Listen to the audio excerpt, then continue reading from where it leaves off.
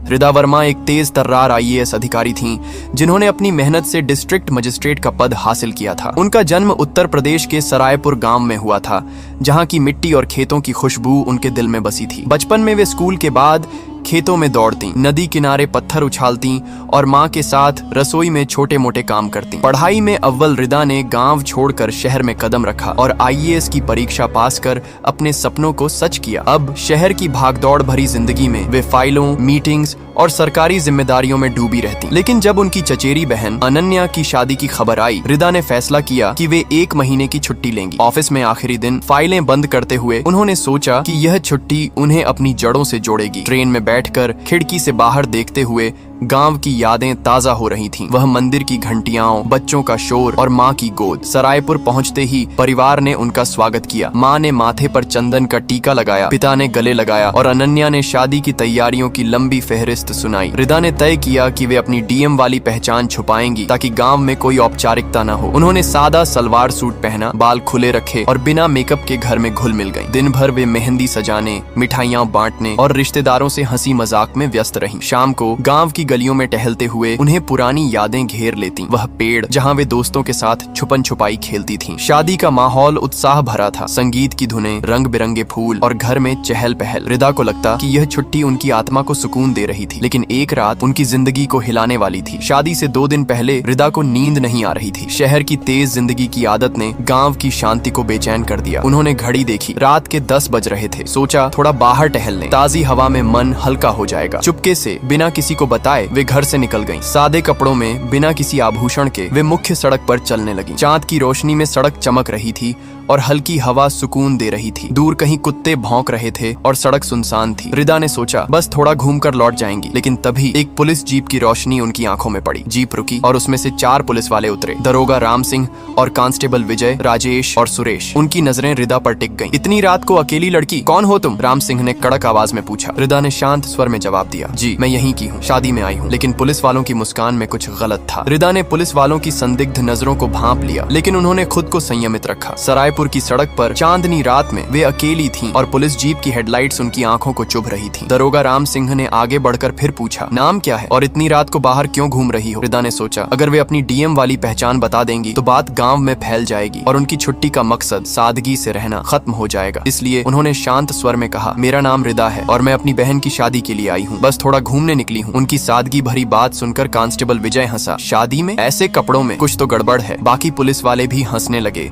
और रिदा को असहज महसूस हुआ। राम सिंह ने अपनी टॉर्च उनकी तरफ घुमाई, जैसे उनकी बातों पर यकीन न हो। आईडी दिखाओ, उसने आदेश दिया। रिदा के पास कोई पहचान पत्र नहीं था, वे तो बस यूं ही घर से निकली थी। जी मेरे पास अभी आईडी नहीं है, उन्होंने सच कहा। पुलिस वालों की नजरें और सख्त हो गईं। बिना आईडी के रात को घूम रही हो? चलो थाने चलो, वहाँ बात होगी, राम सिंह ने कठोर स्वर में कहा। रिदा ने विरोध करने की कोशिश की, जी मैंने कुछ गलत नहीं किया, मैं सच बोल रही हूँ। लेकिन पुलिस वाले नहीं माने। कांस्टेबल राजेश ने उनका हाथ पकड़ लिया और जबरदस्ती जीप की तरफ खींचने लगा। रिदा ने खुद को छुड़ाने की कोशिश की, लेकिन 4 मर्दों के सामने उनकी ताकत कम थी। जीप में बिठाते समय कांस्टेबल सुरेश ने उनके कंधे पर हाथ रखा और हंसते हुए कुछ फप्ती कसी। रिदा का गुस्सा बढ़ रहा था, लेकिन वे शांत रहीं, सोचकर कि थाने में बात सुलझ जाएगी। जीप ने सरायपुर की सड़कों को पार किया और थोड़ी देर में वे स्थानीय थाने पहुंच गए। थाना पुराना था, दीवारें जर्जर और हवा में गंदगी की बू। रिदा को एक छोटे से कमरे में ले जाया गया, जहां एक टेबल और कुछ कुर्सियां थीं। राम सिंह ने कुर्सी पर बैठकर फिर पूछा, अब सच बोलो, तुम कौन हो? रात में क्या कर रही थी? रिदा ने फिर वही जवाब दोहराया, लेकिन इस बार पुलिस वालों का रवैया बदल गया। विजय ने टिप्पणी की, ऐसी लड़कियां रात में बाहर घूमती हैं तो कुछ न कुछ गलत ही करती हैं। रिदा ने गुस्से से जवाब दिया, मैं सम्मानजनक औरत हूँ, आप गलत बोल रहे हैं। लेकिन उनकी बात को अनसुना कर दिया गया। राम सिंह ने टेबल पर हाथ मारा और चिल्लाया, झूठ मत बोलो। पूछताछ के नाम पर अब छेड़छाड़ शुरू हो गई। कांस्टेबल राजेश ने रिदा के पास आकर उनके दुपट्टे को छूने की कोशिश की। रिदा ने उसे धक्का दिया, लेकिन तभी विजय ने उनका हाथ पकड़ लिया। रिदा चीखी, ये गलत है, मुझे छोड़ दो। लेकिन उनकी आवाज दीवारों से टकराकर लौट आई। पुलिस वालों की हिम्मत बढ़ रही थी और रिदा को अब डर लगने लगा था। वे अपनी पहचान बताने के बारे में सोचने लगी, लेकिन गुस्से और अपमान ने उन्हें चुप रहने पर मजबूर कर दिया। रात गहराती जा रही थी और थाने का माहौल और भयावह हो रहा था। थाने के उस छोटे से कमरे में मध्यम बल्ब की रोशनी में रिदा वर्मा का दिल तेजी से धड़क रहा था। पुलिस वालों की हरकतें अब पूछताछ से आगे बढ़ चुकी थीं। दरोगा राम सिंह टेबल पर बैठा हुआ था। उसकी आंखों में एक अजीब चमक थी। कांस्टेबल विजय और राजेश रिदा के इर्द गिर्द मंडरा रहे थे, जबकि सुरेश दरवाजे पर खड़ा होकर हंस रहा था। रिदा ने फिर कहा, मैंने कुछ गलत नहीं किया, मुझे जाने दो। लेकिन उनकी बातों का कोई असर नहीं हुआ। राम सिंह ने हंसते हुए कहा, जाने देंगे, लेकिन पहले सच तो बोलो, ऐसी लड़कियां रात में सड़कों पर नहीं घूमती। उसकी आवाज में व्यंग्य था और बाकी पुलिस वाले हंसने लगे। रिदा का गुस्सा उबल रहा था, लेकिन वे जानती थीं कि यहाँ चिल्लाने से कुछ नहीं होगा। उन्होंने फिर शांत स्वर में कहा, मैं सच बोल रही हूँ, मेरी बहन की शादी है, मैं उसी के लिए आई हूँ। लेकिन विजय ने उनके करीब आकर कहा, तो शादी में ऐसे कपड़े, कोई मेकअप नहीं, कोई गहना नहीं, कुछ तो गड़बड़ है। उसने रिदा के दुपट्टे को खींचने की कोशिश की। रिदा ने तुरंत अपना दुपट्टा पकड़ा और पीछे हटी, लेकिन राजेश ने उनका रास्ता रोक लिया। कहाँ भाग रही हो मैडम? उसने मजाक उड़ाते हुए कहा। रिदा ने जोर से कहा, मुझे छूने की हिम्मत मत करना, लेकिन उनकी आवाज को दबा दिया गया। राम सिंह ने कुर्सी से उठकर रिदा की तरफ कदम बढ़ाया और बोला, तुम जितना चिल्लाओगी उतना बुरा होगा, चुपचाप सच बोल दो। रिदा ने गहरी सांस ली और कहा, मैं सच बोल रही हूँ। लेकिन तभी विजय ने उनका हाथ जोर से पकड़ा और रिदा ने उसे धक्का दे दिया। इससे पुलिस वालों का गुस्सा भड़क गया। राम सिंह ने चिल्लाकर कहा, हमें धक्का देगी? तुझे सबक सिखाते हैं। उसने रिदा को थप्पड़ मार दिया। रिदा का चेहरा दर्द से लाल हो गया, लेकिन उन्होंने आंखों में आंसू नहीं आने दिए। राजेश और सुरेश ने भी हिम्मत पकड़ी और रिदा को धक्का देकर दीवार की तरफ खींचा। रिदा चीखी, यह गलत है, तुम लोग कानून तोड़ रहे हो। लेकिन उनकी आवाज को अनसुना कर दिया गया। विजय ने उनके दुपट्टे को फिर से खींचा और इस बार वह फट गया। रिदा ने अपने कपड़ों को पकड़ने की कोशिश की, लेकिन पुलिस वालों की ताकत के सामने वे असहाय थीं। राम सिंह ने लाठी उठाई और रिदा के कंधे पर मारी। दर्द से रिदा कराह उठी, लेकिन उन्होंने हार नहीं मानी। तुम्हें इसकी सजा मिलेगी, उन्होंने कांपती आवाज में कहा। लेकिन पुलिस वालों ने हंसते हुए कहा, यहाँ हमारा राज्य है। रिदा को जबरदस्ती एक छोटे से सेल में ले जाया गया, जहाँ हथकड़ी लगाकर उन्हें अंदर बंद कर दिया गया। सेल की दीवारें ठंडी थीं और फर्श गंदा। रिदा ने दीवार के सहारे बैठकर अपने दर्द को सहा। उनके कपड़े फटे हुए थे, चेहरा लाल और शरीर पर चोट के निशान, लेकिन उनके मन में गुस्सा और इंसाफ का जज्बा था। वे सोच रही थीं कि क्या उन्हें अपनी पहचान बता देनी चाहिए थी। रात गहराती जा रही थी और थाने में सन्नाटा था, लेकिन सुबह एक नया तूफान लाने वाली थी। रिदा वर्मा ने जेल की ठंडी दीवारों के सहारे रात बिताई। उनके शरीर पर चोटों का दर्द था और मन में अपमान की आग जल रही थी। हथकड़ियों की जकड़न उनकी कलाइयों को काट रही थी, लेकिन उनकी आत्मा अब भी अडिग थी। वे एक IAS अधिकारी थीं, जिन्होंने कानून और व्यवस्था की रक्षा का संकल्प लिया था, लेकिन आज वे खुद उस व्यवस्था का शिकार बन गई थी। सेल में अंधेरा था, सिर्फ बाहर से एक मध्यम बल्ब की रोशनी आ रही थी। रिदा ने अपनी सांसों को नियंत्रित करने की कोशिश की और सोचने लगी कि आगे क्या करना है। उनकी पहचान छुपाने का फैसला अब भारी पड़ रहा था। अगर उन्होंने DM होने की बात बता दी होती तो शायद यह नौबत न आती, लेकिन अब क्या वे सुबह तक इंतजार करें या कोई रास्ता निकालें? बाहर थाने में पुलिस वाले अभी भी हंसी मजाक कर रहे थे। राम सिंह ने अपने साथियों से कहा, यह लड़की ज्यादा उछल रही थी, अब चुप हो गई। विजय ने हंसते हुए कहा, ऐसी लड़कियों को सबक सिखाना जरूरी है। उनकी बातें सुनकर रिदा का खून खौल रहा था, लेकिन वे चुप रहीं। वे जानती थीं कि अभी गुस्से में कुछ बोलने से बात और बिगड़ सकती है। रात धीरे धीरे बीत रही थी और रिदा की आंखें थकान से भारी हो रही थीं, लेकिन नींद नहीं आ रही थी। उनके दिमाग में बार बार वही सवाल घूम रहा था, क्या यह वही कानून है जिसके लिए उन्होंने अपनी जिंदगी समर्पित की थी? सुबह होने वाली थी और थाने में हलचल शुरू हुई। एक सफाई वाला कर्मचारी आया जो थाने की जेल को साफ करने के लिए रोज आता था। उसने सेल में रिदा को देखा और उसे लगा कि वह चेहरा जाना पहचाना है। उसने पास जाकर देखा और अचानक उसकी आंखें फटी रह गईं। अरे ये तो DM मैडम हैं, वह बड़बड़ाया। उसने तुरंत बाहर जाकर एक कांस्टेबल को बताया जो चौकी पर बैठा था। कांस्टेबल ने पहले उसकी बात को मजाक समझा, लेकिन सफाई वाले ने जोर देकर कहा, मैंने उन्हें जिला मुख्यालय में देखा है, ये रिदा वर्मा है, DM साहिबा। खबर फैलने लगी, थाने में हड़कंप मच गया। कांस्टेबल ने दौड़कर राम सिंह को बताया, जो अभी सुबह की चाय पी रहा था। राम सिंह का चेहरा पीला पड़ गया। क्या बकवास कर रहा है? DM यहाँ कैसे? उसने गुस्से में कहा, लेकिन सफाई वाले ने अपनी बात दोहराई। राम सिंह ने जल्दी से रिदा की फाइल चेक की और उसे कोई सबूत नहीं मिला, लेकिन तभी थाने का फोन बजा। दूसरी तरफ से आवाज आई, जिला पुलिस अधीक्षक ASP की। राम सिंह, तुमने क्या किया? सेल में जो लड़की है वह DM रिदा वर्मा है। राम सिंह के हाथ से चाय का कप छूट गया, उसका चेहरा पसीने से भीग गया। साहब गलती हो गई, वह बड़बड़ाने लगा। पूरा थाना घबरा गया। पुलिस वाले एक दूसरे को देखने लगे जैसे कोई भूत देख लिया हो। रिदा को बाहर निकालने की तैयारी शुरू हो गई, लेकिन अब सवाल था, क्या रिदा चुप रहेंगी या इंसाफ मांगेंगी? सुबह की पहली किरण के साथ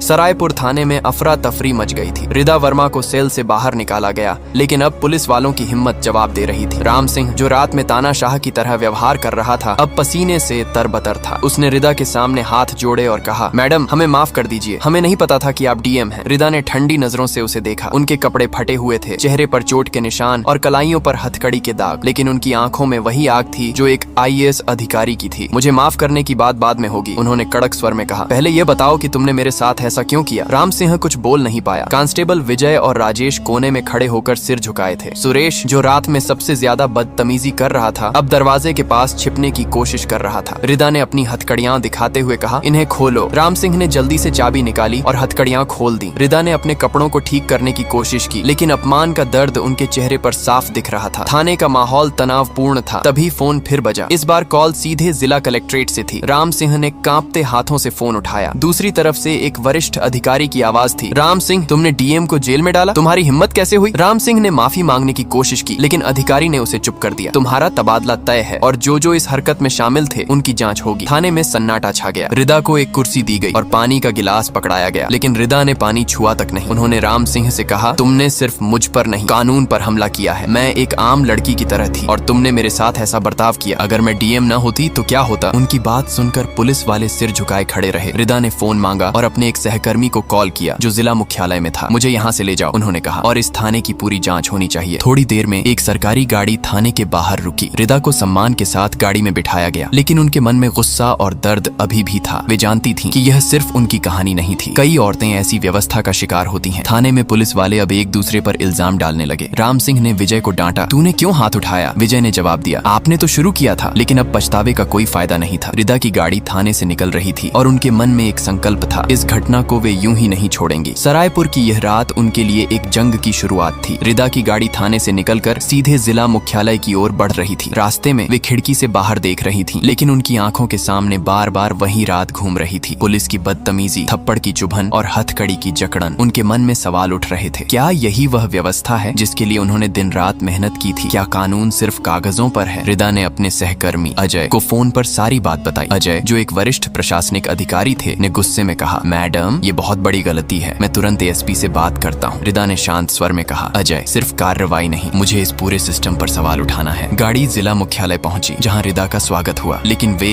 अब उस सादगी वाली रिदा नहीं थी जो गांव में छुट्टियां मनाने आई थी। उनके चेहरे पर एक नया संकल्प था। मुख्यालय में एसपी और अन्य अधिकारियों ने रिदा से मुलाकात की। एसपी ने माफी मांगी, मैडम, हमें नहीं पता था, ये बहुत बड़ी चूक है। लेकिन रिदा ने उनकी बात काट दी, यह चूक नहीं, अपराध है, और सिर्फ मेरे साथ नहीं, हर उस औरत के साथ जो रात में सड़क पर होती है। उनकी बातों में इतनी ताकत थी कि कमरे में सन्नाटा छा गया। रिदा ने मांग की कि राम सिंह और उसके साथी कांस्टेबल्स के खिलाफ तुरंत कार्रवाई हो। एसपी ने तुरंत जांच कमेटी गठित करने का आदेश दिया। रिदा ने यह भी कहा कि वे इस मामले को ऊपर तक ले जाएंगी ताकि ऐसी घटनाएं दोबारा न हो। उधर सरायपुर थाने में हड़कंप मचा हुआ था। राम सिंह को सस्पेंड कर दिया गया और विजय, राजेश और सुरेश को हिरासत में ले लिया गया। थाने में अब कोई हंसी मजाक नहीं था। हर पुलिस वाला डर के मारे कांप रहा था। रिदा ने अपने परिवार को फोन किया और सारी बात बताई। उनकी माँ रो पड़ी, बेटी, तूने हमें क्यों नहीं बताया कि तू बाहर जा रही थी? रिदा ने जवाब दिया, माँ, मैं सिर्फ हवा खाने गई थी, गलती मेरी नहीं, उनकी है। परिवार ने उन्हें जिला मुख्यालय आने को कहा, लेकिन रिदा ने मना कर दिया। मुझे अभी यहाँ रहकर इंसाफ करना है, उन्होंने कहा। उस रात रिदा ने अपने कमरे में बैठकर एक पत्र लिखा मुख्यमंत्री को। पत्र में उन्होंने न सिर्फ अपनी घटना का जिक्र किया, बल्कि पूरे सिस्टम की खामियों को उजागर किया। उन्होंने लिखा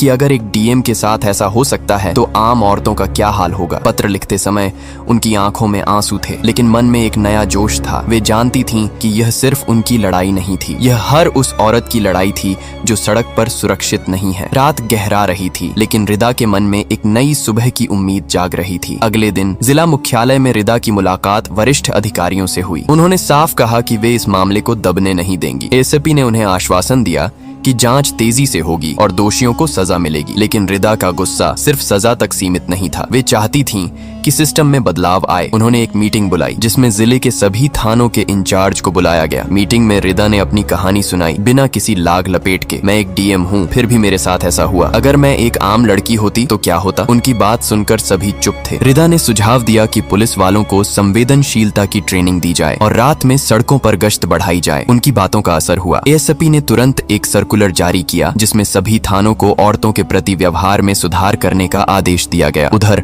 सरायपुर में खबर फैल चुकी थी कि डीएम मैडम को पुलिस ने जेल में डाला था। गांव वाले थाने के बाहर इकट्ठा होने लगे। कुछ ने नारे लगाए, पुलिस की गुंडागर्दी बंद करो। रिदा को जब यह खबर मिली तो वे गांव लौटी। उन्होंने गांव वालों को शांत किया और कहा, यह सिर्फ मेरी नहीं, आप सबकी लड़ाई है, हम मिलकर इसे सुधारेंगे। गांव वालों ने रिदा की हिम्मत की तारीफ की। अनन्या की शादी का माहौल अब थोड़ा भारी हो गया था, लेकिन रिदा ने परिवार को हौसला दिया। शादी की खुशी को कम मत होने दो, उन्होंने कहा। उस रात संगीत की रस्म थी और रिदा ने भी थोड़ा नाचकर माहौल हल्का किया, लेकिन उनके मन में अभी भी वह रात थी। उन्होंने फैसला किया कि वे इस घटना को एक मिसाल बनाएंगी। अगले दिन रिदा ने एक स्थानीय एनजीओ से संपर्क किया जो महिलाओं के अधिकारों के लिए काम करता था। उन्होंने एनजीओ के साथ मिलकर एक जागरूकता अभियान शुरू करने का प्लान बनाया। अभियान का नाम रखा गया सुरक्षित सड़कें, हर औरत का हक। रिदा ने खुद इस अभियान की अगुवाई की। उन्होंने गांव-गांव जाकर औरतों से बात की, उनकी समस्याएं सुनी। कई औरतों ने बताया कि वे रात में बाहर निकलने से डरती हैं। रिदा ने उनकी बातें नोट की और प्रशासन को भेजी। उधर राम सिंह और उसके साथियों की जांच शुरू हो चुकी थी। सबूतों के आधार पर उनके खिलाफ एफआईआर दर्ज की गई। रिदा ने यह सुनिश्चित किया कि जांच निष्पक्ष हो। थाने में अब एक नया इंचार्ज नियुक्त हुआ जो रिदा की सलाह पर काम करने लगा। रिदा की यह लड़ाई अब सिर्फ एक रात की कहानी नहीं थी, ये एक आंदोलन बन रही थी। रिदा ने अपने पत्र को मुख्यमंत्री कार्यालय भेज दिया और जल्द ही उन्हें जवाब मिला। मुख्यमंत्री ने इस मामले को गंभीरता से लिया और एक उच्च स्तरीय कमेटी गठित की। रिदा का मन थोड़ा हल्का हुआ, लेकिन वे जानती थीं कि यह सिर्फ शुरुआत थी। रिदा वर्मा की छुट्टियां अब एक मिशन में बदल चुकी थीं। सरायपुर में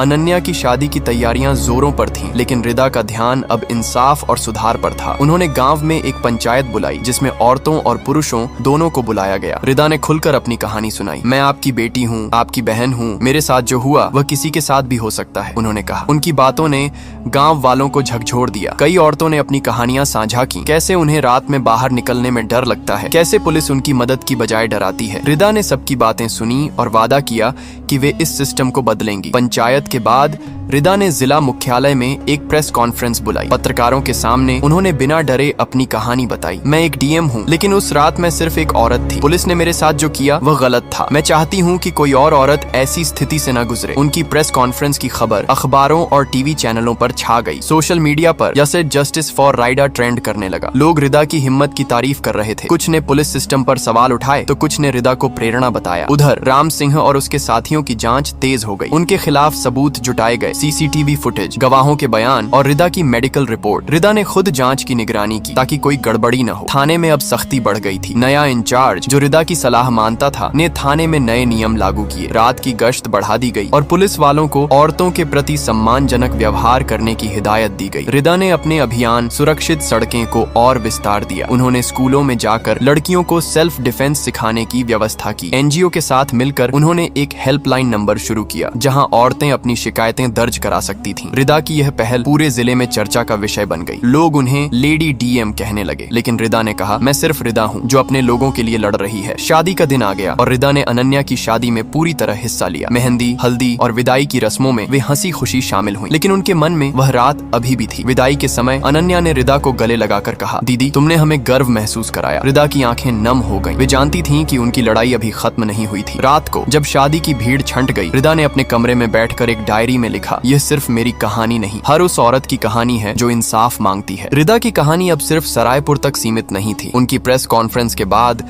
पूरे राज्य में हलचल मच गई थी। मुख्यमंत्री ने खुद रिदा से फोन पर बात की और उनकी हिम्मत की तारीफ की। उन्होंने वादा किया कि इस मामले की उच्च स्तरीय जांच होगी और पुलिस सुधारों के लिए कदम उठाए जाएंगे। रिदा ने मुख्यमंत्री से कहा, सर सजा देना काफी नहीं है, हमें सिस्टम बदलना होगा ताकि कोई और औरत ऐसी स्थिति से न गुजरे। उनकी बातों का असर हुआ। राज्य सरकार ने एक नई नीति की घोषणा की जिसमें पुलिस थानों में महिला डेस्क अनिवार्य करने और रात में गश्त बढ़ाने का प्रावधान था। रिदा को इस नीति की निगरानी के लिए कमेटी का हिस्सा बनाया गया। उधर सरायपुर में लोग रिदा को एक नायिका की तरह देखने लगे। बच्चे स्कूल में उनकी कहानी पढ़ने लगे और औरतें उन्हें अपनी प्रेरणा मानने लगीं। रिदा ने अपने अभियान को और गति दी। उन्होंने जिले के हर गांव में जागरूकता शिविर लगाए जहां औरतों को उनके अधिकारों के बारे में बताया गया। उन्होंने पुलिस वालों के लिए भी ट्रेनिंग सेशन शुरू किए जिसमें संवेदनशीलता और नैतिकता पर जोर दिया गया। राम सिंह और उसके साथियों के खिलाफ केस अब कोर्ट में था। रिदा ने गवाही दी और उनकी मेडिकल रिपोर्ट ने उनके बयान को और मजबूत किया। कोर्ट में राम सिंह ने माफी मांगी, लेकिन रिदा ने साफ कहा, माफी से अपराध कम नहीं होता। कोर्ट ने राम सिंह और कांस्टेबल्स को सजा सुनाई, 7 साल की जेल और भारी जुर्माना। ये खबर पूरे जिले में फैल गई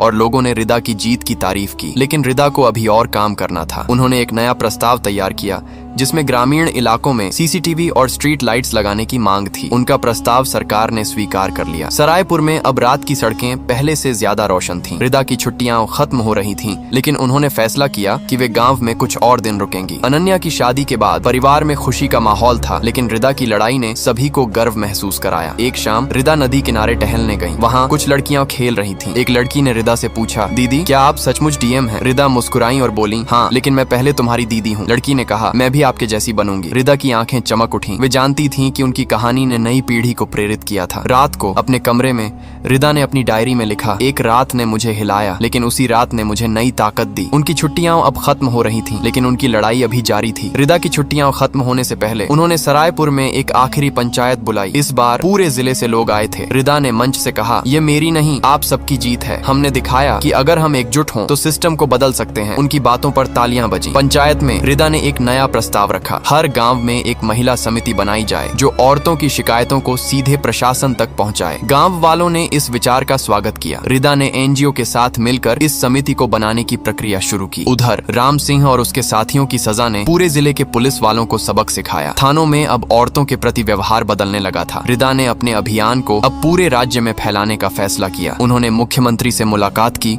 और अपने प्रस्ताव रखे। मुख्यमंत्री ने उनकी हिम्मत और विजन की तारीफ की। रिदा, तुमने न सिर्फ अपने लिए बल्कि हर औरत के लिए लड़ाई लड़ी है, उन्होंने कहा। रिदा ने जवाब दिया, सर, ये मेरी ड्यूटी है। उनकी मुलाकात के बाद राज्य सरकार ने सुरक्षित सड़कें अभियान को पूरे राज्य में लागू करने का फैसला किया। रिदा को इसकी निगरानी की जिम्मेदारी दी गई। सरायपुर में रिदा की कहानी अब लोक कथाओं की तरह सुनाई जाने लगी। बच्चे स्कूल में उनकी बहादुरी के किस्से सुनाते और औरतें उन्हें अपनी प्रेरणा मानती। रिदा ने अपने परिवार के साथ आखिरी कुछ दिन बिताए। माँ ने उन्हें गले लगाकर कहा, बेटी, तुमने हमें गर्व दिया। पिता ने कहा, तुमने दिखाया कि हमारी मिट्टी में कितनी ताकत है। अनन्या ने रिदा को एक राखी बांधी और कहा, दीदी, तुम मेरी हीरो हो। रिदा की आंखें नम हो गईं, लेकिन वे मुस्कुराईं। छुट्टियां खत्म होने से पहले रिदा ने गांव की नदी किनारे एक आखिरी सैर की। वहाँ उन्होंने उस रात को याद किया जब सब कुछ बदल गया था, लेकिन अब वह डर नहीं बल्कि ताकत थी। उन्होंने अपने फोन में एक नोट लिखा, एक रात ने मुझे तोड़ा, लेकिन उसी रात ने मुझे बनाया। उनकी गाड़ी जिला मुख्यालय के लिए रवाना हुई और वे अपने ऑफिस लौट गईं। लेकिन सरायपुर हमेशा उनके दिल में रहा। रिदा की कहानी अब सिर्फ एक घटना नहीं थी, ये एक आंदोलन बन चुकी थी। उनके अभियान ने हजारों औरतों को आवाज दी। स्कूलों में लड़कियां अब डीएम बनने के सपने देखने लगीं। पुलिस थानों में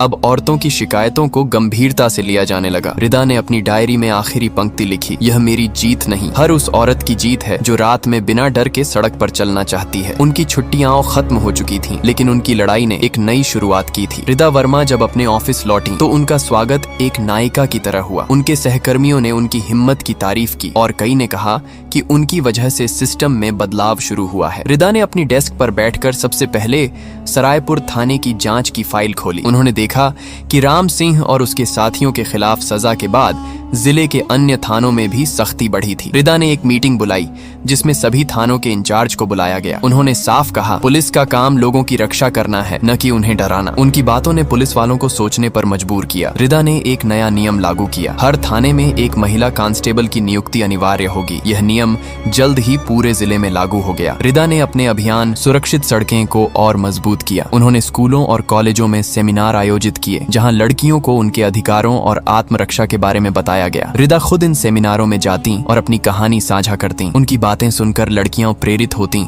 और कई ने कहा कि वे भी रिदा की तरह बनना चाहती हैं। उधर सरायपुर में रिदा की अनुपस्थिति में भी उनका प्रभाव दिख रहा था। गांव की औरतें अब खुलकर अपनी समस्याएं उठाने लगी थीं। महिला समिति जो रिदा ने शुरू की थी अब हर हफ्ते बैठक करती थी। समिति ने कई छोटी मोटी शिकायतों को सुलझाया, जैसे गांव में पानी की कमी या बिजली की समस्या। रिदा को जब यह खबर मिली तो तमैन मन में सुकून हुआ। उन्होंने अपने सहकर्मी अजय को फोन किया और कहा, अजय, ये सिर्फ मेरी जीत नहीं, पूरे गांव की जीत है। अजय ने हंसते हुए कहा, मैडम, आपने तो पूरे सिस्टम को हिला दिया। रिदा ने मुस्कुराकर जवाब दिया, अभी तो शुरुआत है। उसी दिन रिदा को एक पत्र मिला मुख्यमंत्री कार्यालय से। पत्र में उनकी तारीफ की गई थी और उन्हें एक राष्ट्रीय सम्मान के लिए नामांकित किया गया था। रिदा ने पत्र पढ़ा, लेकिन उनकी खुशी उस सम्मान में नहीं बल्कि उन बदलावों में थी जो वे ला रही थी। उन्होंने अपने परिवार को फोन किया और कहा, माँ, ये सम्मान तुम सबका है। माँ ने कहा, बेटी, तुमने हमें गर्व दिया। रात को रिदा ने अपनी डायरी में लिखा, एक रात ने मुझे डराया, लेकिन उसी रात ने मुझे नई ताकत दी। उनकी लड़ाई अब सिर्फ सरायपुर तक सीमित नहीं थी, पूरे राज्य में लोग उनकी कहानी सुन रहे थे। सोशल मीडिया पर उनकी तस्वीरें वायरल हो रही थीं और लोग उन्हें लेडी डीएम कहकर पुकार रहे थे। लेकिन रिदा ने हमेशा कहा, मैं सिर्फ रिदा हूँ जो इंसाफ के लिए लड़ रही है। उनकी कहानी अब एक मिसाल बन चुकी थी।